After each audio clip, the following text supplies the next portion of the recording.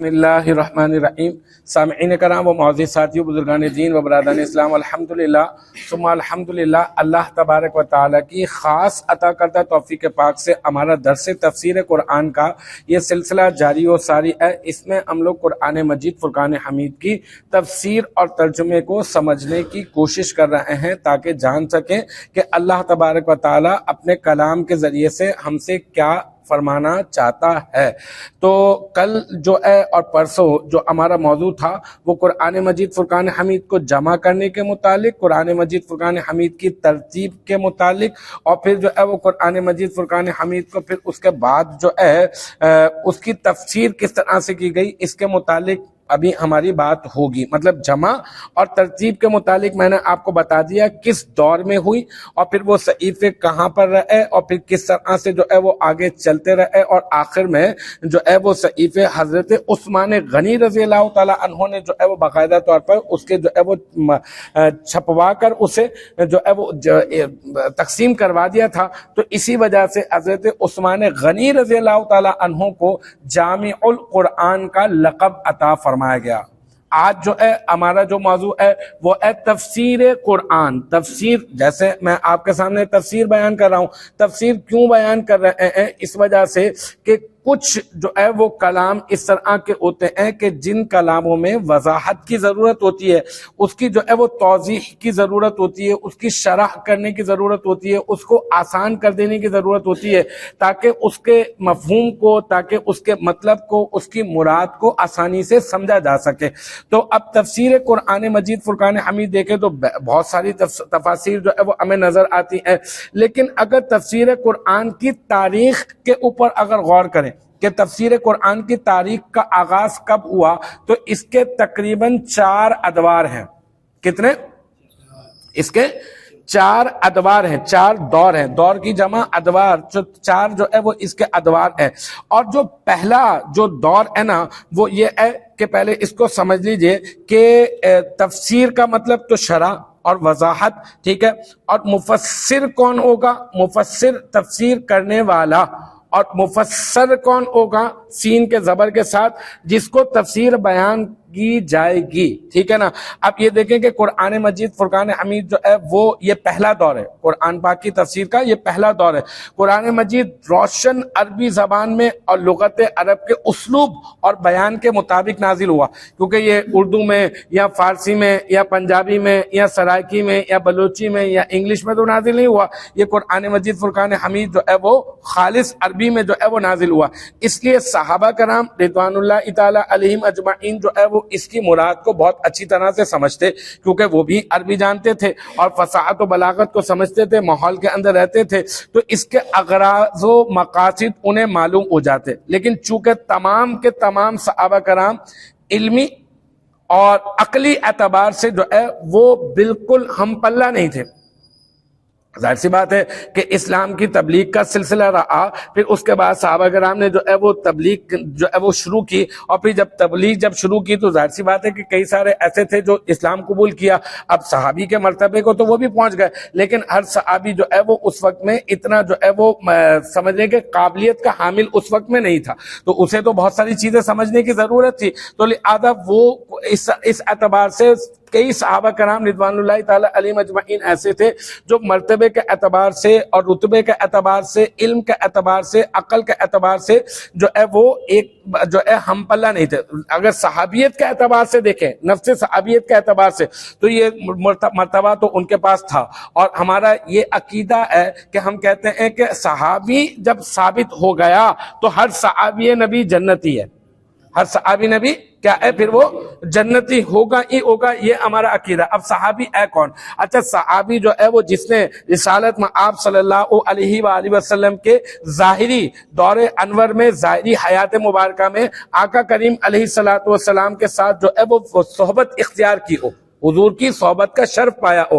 بعد نے یہ تعریف کی کہ جس نے رسالت میں آپ صلی اللہ علیہ وآلہ وسلم کو ایمان کی حالت میں دیکھا ہو، تو پھر اعتراض یہ کیا گیا کہ اگر دیکھا ہو تو اس طرح تو کئی سارے صحابہ ایسے بھی ہو سکتے ہیں کہ جو بینائی جن کے پاس نہیں تھی تو انہوں نے تو ایمان کی حالت میں جو ہے وہ ظاہری آنکھ سے تو نہیں دیکھا ہوگا، تو کہا نہیں، ایمان کی حالت میں جس نے حضور اکرم صلی اللہ تعالی علیہ وآلہ وسلم کی صحبت اختیار کی، بس اس کو صحابی کا مرتبہ اس کو جو ہے وہ مل جائے گا۔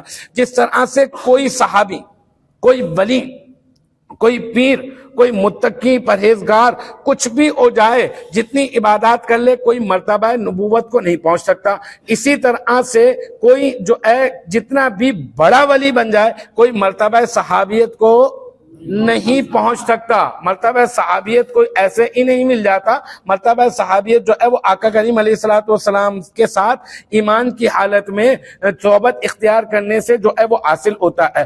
پھر آقا کریم علیہ الصلوۃ والسلام نے ارشاد فرمایا، اچھا تابعی کی تعریف پہلے سمجھے پھر حدیث مبارکہ ملاحظہ کریں، آپ کو بہت لطف آئے گا۔ آقا کریم جس نے حضور کو دیکھا ایمان کی حالت میں، حضور کی صحبت اختیار کی ایمان کی حالت میں، وہ کون ہوا؟ صحابی۔ اور جس نے کسی صحابی کو دیکھا، حضور کو تو نہیں دیکھا، کسی صحابی کو دیکھا، وہ کہلائے گا تابعی۔ تابعی۔ اور جس نے جو ہے وہ تابعی کو دیکھا ایمان کی حالت میں صحبت اختیار کی تو وہ کہلائے گا تبع تابعی۔ تبع تابعی، ٹھیک ہے۔ تو آقا کریم علیہ الصلوۃ والسلام کی ایک حدیث مبارکہ، بڑی کمال حدیث مبارکہ ہے، اللہ کے حبیب صلی اللہ علیہ وآلہ وسلم نے ارشاد فرمایا، جس نے مجھے دیکھا اور میرے دیکھنے والے کو دیکھا، اللہ تبارک و تعالی نے اس پر دوزخ کی آگ کو حرام فرما دیا۔ کمال حدیث مبارکہ۔ تو اب ظاہر سی بات ہے صحابہ کے ذریعے سے ہم تک جو ہے وہ قرآن مجید فرقان حمید پہنچا ہے، تو ہمیں جو ہے وہ ان کے معاملے میں ذرہ برابر بھی سستی اور قائلی اور غفلت کا مظاہرہ بالکل نہیں کرنا ہے، اور اس معاملے میں بہت سختی کا مظاہرہ کرتے ہوئے بتانا ہے کہ بھائی اگر صحابیت کا انکار کرتے ہوئے نظر آتے ہو، یا پھر کسی صحابی کے اوپر تبرہ کرتے ہوئے نظر آتے ہو، کسی صحابی کو اگر برا کہتے ہوئے نظر آتے ہو، تو اپنے ایمان کی خبر لو، اپنے ایمان کے بارے میں دیکھو، غور و فکر کرو کہ بھئی ایمان تمہارا کس مرتبے کو پہنچا ہے۔ تو المختصر یہ کہ صحابہ کرام کا دور تھا، عقل اور علم کے اعتبار سے جو ہے وہ سارے کے سارے برابر نہیں تھے، لیکن چونکہ آقا کریم علیہ الصلوۃ والسلام کی حیات مبارکہ تھی تو کسی کو کوئی بات سمجھ میں نہیں آتی تو پھر وہ کہاں رجوع کرتا؟ وہ اللہ کے حبیب صلی اللہ علیہ وآلہ وسلم کے پاس جاتا، اور خود آقا کریم علیہ الصلوۃ والسلام اپنی زبان اقدس سے جو ہے وہ اسے جو آیت مبارکہ جو اس کو سمجھنے میں مشکل ہو رہی ہوتی، اللہ کے حبیب صلی اللہ علیہ وآلہ وسلم اس کا جو ہے وہ تفسیر اور اس کی توضیح اور اس کی وضاحت جو ہے وہ خود ارشاد فرما دیتے، اور اس طرح سے صحابی کو تشفی ہو جاتی۔ لیکن جو ہے اس کے بعد اچھا جو سب سے پہلے جو تفسیر بیان جو کی ہے نا، دیکھیں مفسر جو ہے کہتے ہیں تفسیر بیان کرنے والے کو، اور ایک ہوتا ہے کلام۔ کلام کس کا ہے؟ اللہ تبارک و تعالی کا، اور جس کا کلام ہوتا ہے نا وہ اپنے کلام کی مراد کو سب سے اچھا اور بہتر جانتا ہے، اور کلام کس کا؟ اللہ تبارک و تعالی کا۔ اور سب سے پہلے جو تفسیر بیان فرمائی ہے نا وہ اللہ تبارک و تعالی نے خود تفسیر بیان فرمائی ہے، اور کس کو بیان فرمائی ہے؟ کیونکہ اللہ کا کلام ہے، اور کس کو بیان فرمائی ہے؟ وہ رسالت میں آپ صلی اللہ علیہ وآلہ وسلم کو جو ہے اللہ تعالیٰ نے تفسیر بیان فرمائی۔ تو اس طرح سے مفسر کون ہوا؟ اللہ، اور مفسر کون ہوا؟ رسول اللہ صلی اللہ علیہ وآلہ وسلم۔ اور اللہ اکبر، نعرہ رسالت۔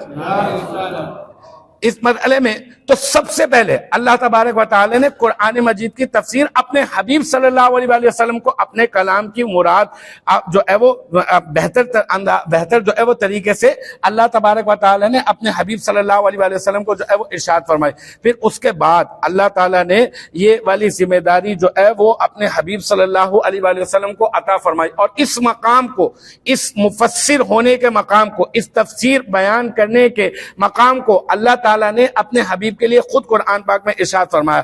ارشاد باری تعالیٰ فرمایا وَأَنزَلْنَا إِلَيْكَ الذِّكْرَ لِتُبَيِّنَ لِلنَّاسِ مَا نُزِّلَ إِلَيْهِمْ۔ فرمایا اے حبیب صلی اللہ علیہ وآلہ وسلم، ہم نے تمہاری طرف یہ قرآن نازل فرمایا ہے۔ کیوں فرمایا؟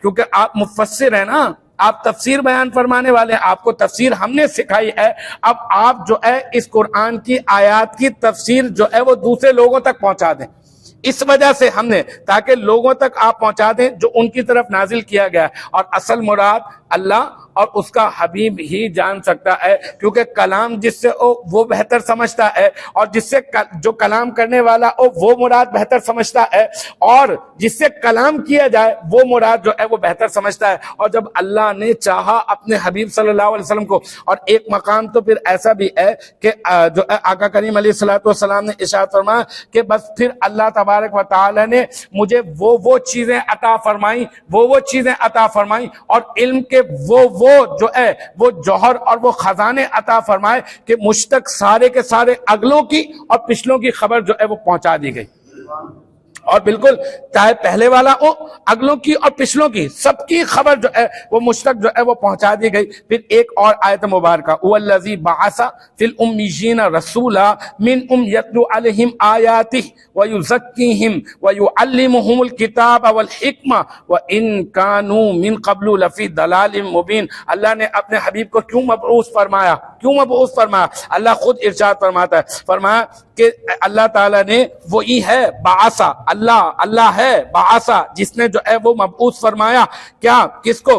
جس نے ان پڑھوں میں، انہی میں سے ان پڑھوں میں جو ان پڑھ لوگ تھے نا، مطلب جانتے نہیں تھے، جاہل تھے، ان لوگوں میں اللہ تعالیٰ نے ایک رسول بھیجا، ایک رسول، اور وہ رسول ان کے سامنے اللہ کی آیات کی تلاوت فرماتا ہے، اور اللہ کے حکم سے وہ رسول جو ہے انہیں پاک کر دیتا ہے، پاک فرما دیتا ہے، اور انہیں کتاب اور حکمت والا علم عطا فرماتا ہے۔ اور بے شک وہ اس سے پہلے ضرور گمراہی میں تھے، تو پہلے گمراہی میں تھے، لیکن جب اللہ کے حبیب صلی اللہ علیہ وسلم نے جب جو ہے وضاحت کے ساتھ تفسیر بیان فرمائی، جب ان کی سمجھ میں آئی اور عمل کیا، اور جس نے قرآن کو اپنایا، تو لہذا اس نے اپنے آپ سے گمراہی کو دور کر دیا۔ تو یہ پہلا دور ہے، پہلے دور میں مفسر اللہ بھی ہے اور اللہ کا رسول صلی اللہ علیہ وآلہ وسلم بھی ہے۔ اور مفسر کون ہے؟ مفسر جو ہے وہ خود صحابہ کرام ہے۔ تو صحابہ کرام تک پہنچ گیا تفسیر کا دور، انشاءاللہ تعالی یہاں سے کل اگلے دور کے اوپر بات کریں گے۔ اللہ تبارک و تعالی ہم سب کا حامی و ناصر ہو،